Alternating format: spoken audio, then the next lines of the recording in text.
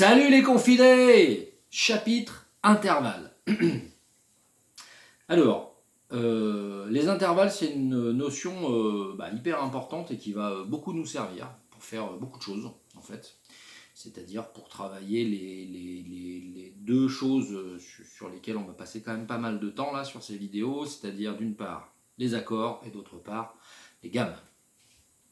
Donc la définition d'un intervalle, je fais une petite parenthèse. Sur chacune des vidéos, dans la description, là, en dessous, vous aurez toujours un petit lien PDF qui illustre un peu ce que je vous raconte.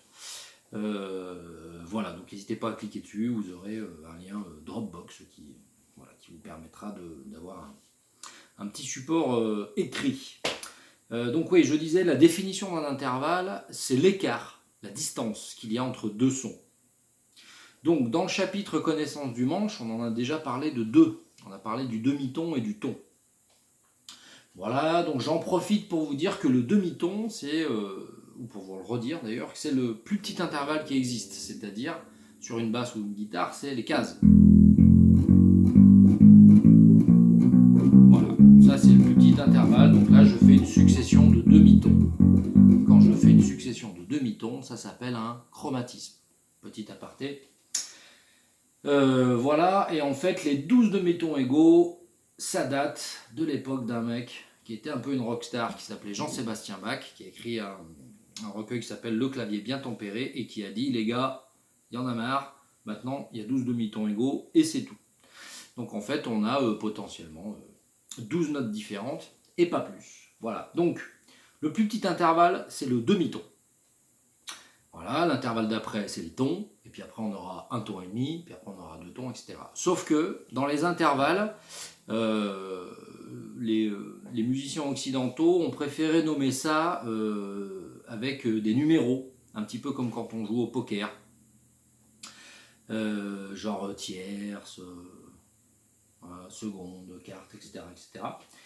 Donc en fait, il s'agit juste de calculer et de compter sur ses doigts l'écart qu'il y a entre deux notes. C'est-à-dire que si je vous dis l'intervalle qu'il y a entre Do et Mi, vous calculez Do, Ré, Mi. Donc cet intervalle-là, il s'appelle une tierce, parce que 3. Si je vous dis l'intervalle qu'il y a entre Fa et Do, Fa, Sol, La, Si, Do.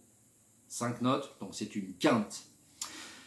Ça marche pour la logique, voilà. Donc il faut connaître le nom de ces intervalles. Donc le premier intervalle c'est la seconde, le deuxième intervalle c'est la tierce, le troisième intervalle c'est la quarte, etc.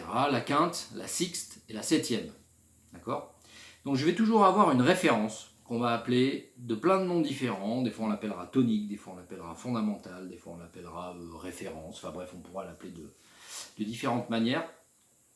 Ça va être ce qui va me permettre de calculer mon intervalle. Voilà. Si je prends tout par rapport à Sol, par exemple, et que je veux faire des intervalles, et que je veux faire donc des secondes, des tierces, des quartes, des quintes, des sixtes et des septièmes, je vais tout penser par rapport à Sol. D'accord ? Donc la seconde de Sol, ça va être Sol, La. La tierce de Sol, ça va être Sol, La, Si.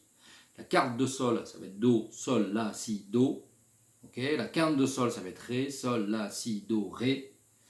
La sixte de Sol, ça va être Mi, Sol, La, Si, Do, Ré, Mi. Et la septième de Sol, ça va être Fa, Sol, La, Si, Do, Ré, Mi, Fa. Ok ? Donc voilà pour la première explication des intervalles.